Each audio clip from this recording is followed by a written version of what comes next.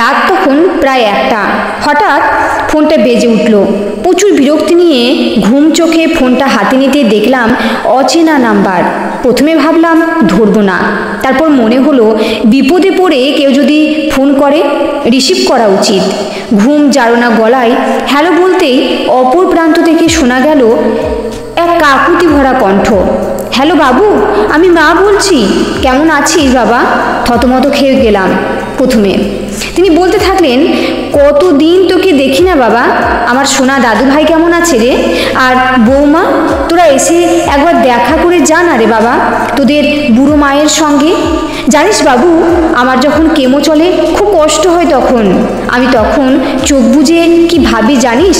তখন তোর ছোটবেলার কথা মনে করি, তোকে কোলে নিয়ে রান্না করছি, গোল গোল চোখে কাজল পরাচ্ছি। আর আজ 2 বছর কেটে গেল, তোকে ছুঁয়ে দেখিনি, বুকে জড়িয়ে ধরিনি। আর পারছি না বাবা, একবার আয় না রে বাবা।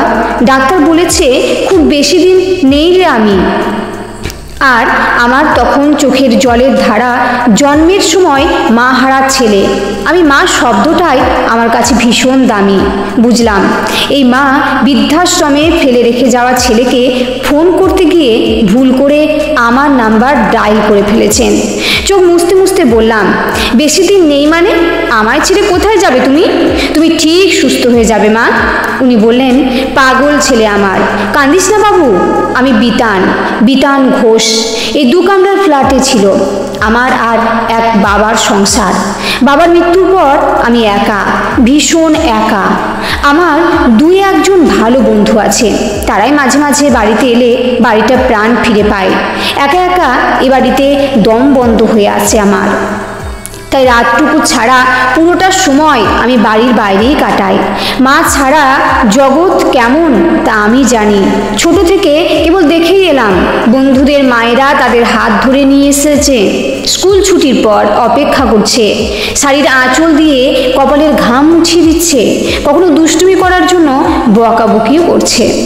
আমারও খুব ইচ্ছে করতো মা বলে ডাকতে, মাকে জড়িয়ে ধরতে, কিন্তু জন্ম থেকেই আমি যে মাতৃহারা, তাই সে স্বাদ আর পূরণ হয়নি আমার কাছে মা পৃথিবীর শ্রেষ্ঠ সম্পদ। বাবা আমাকে খুব যত্ন করে একা মানুষ করলেও মায়ের জায়গাটা চিরকালই ফাঁকাই থেকে গেছে আমার মনে। শোনো মা, তুমি আর কখনো এমন কথা বলবে না।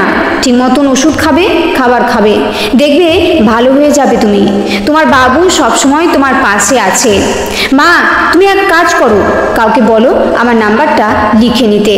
আমি মুখে বলছি, তোমার যখন ইচ্ছে করবে তুমি কাউকে বলবে ফোন করে দিতে, কেমন?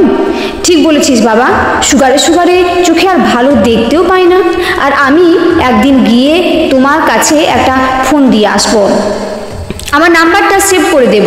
তখন যখন তোমার বাবুর কথা মনে পড়বে তখনই কথা বলতে পারবে। সত্যি তুই আসবি বাবা? যাবো মা, অনেক রাত হয়েছে মা। রাতে খেয়েছো? হ্যাঁ রে বাবু, ওই সীমা বোনটা জোর করে খাবার খাওয়ায় আমায়, আর ওষুধ ওটা তো খাইনি। আমি তো মরার জন্য দিন গুনছিলাম বাবা।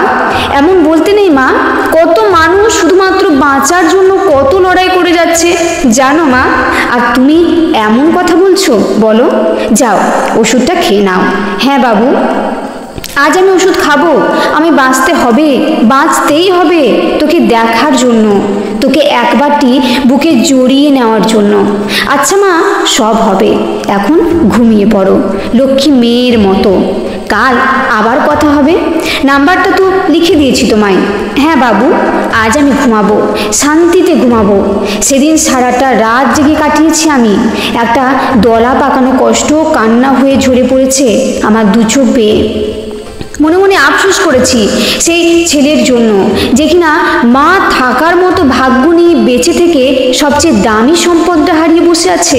মনে মনে ঠিক করে নিলাম, সুযোগ যখন পেয়েছি এই মায়ের অকৃত্রিম স্নেহ ভালোবাসা থেকে কোনোভাবেই বঞ্চিত করব না নিজেকে। সকালে ঘুম থেকে উঠে ছুটলাম ফোন কিনতে, একটা নতুন ফোন। যে ভালোবাসা পাওয়ার জন্য কাঙালের মতন ঘুরে বেরিয়েছি, সেই ভালোবাসার এত অবহেলা মেনে তো নেব না আমি।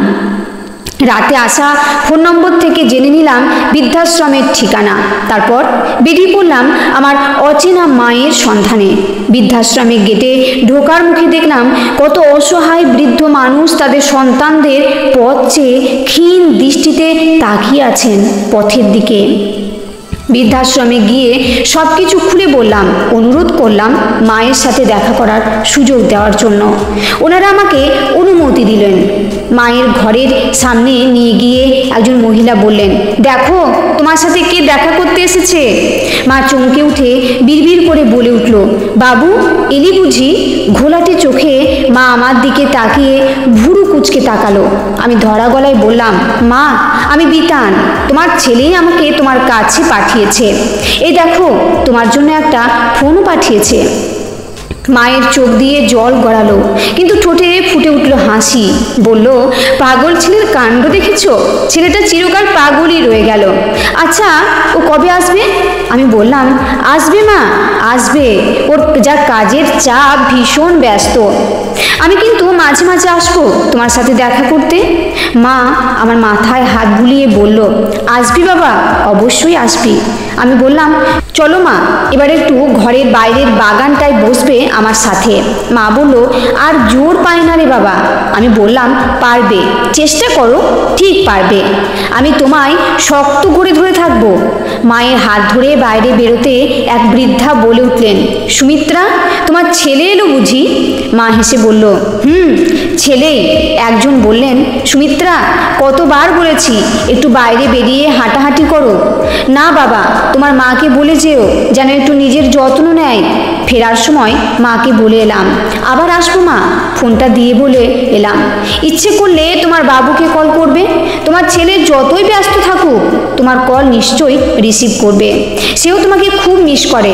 নাম্বারটা সেভ করে ফোনটা হাতে দিয়ে প্রণাম করে বিদায় নিলাম মায়ের কাছ থেকে। বৃদ্ধাশ্রমের অফিসে এসে বৃদ্ধার ছেলের সম্পর্কে যা যা ডিটেলস ছিল জোগাড় করার চেষ্টা করলাম। ওনারা প্রথমে রাজি হতে চায়নি দিতে, কিন্তু অনেক অনুরোধের পর আমি ওনাদের বোঝাতে পেরেছিলাম যে এই অসুস্থ বয়স্ক মানুষটার সাথে আমি তার ছেলের একটু যোগাযোগ করিয়ে দিতে চাই। অফিস থেকে আমাকে জানালো, বহু বছর ধরে ওনার ছেলে কোনো যোগাযোগ রাখে না ওনার সাথে। ফোন নাম্বারটাও চেঞ্জ করায় কোনোভাবেই যোগাযোগ করা সম্ভব হয়নি। বৃদ্ধা প্রতিদিন চেষ্টা করে ছেলের সাথে কথা বলার নম্বর ডায়াল করে, কিন্তু প্রত্যেকবার ব্যর্থ হয়। নিজের ছেলের গলার আওয়াজ শুনতে বুঝতে পারলাম এরকম কোনো একদিন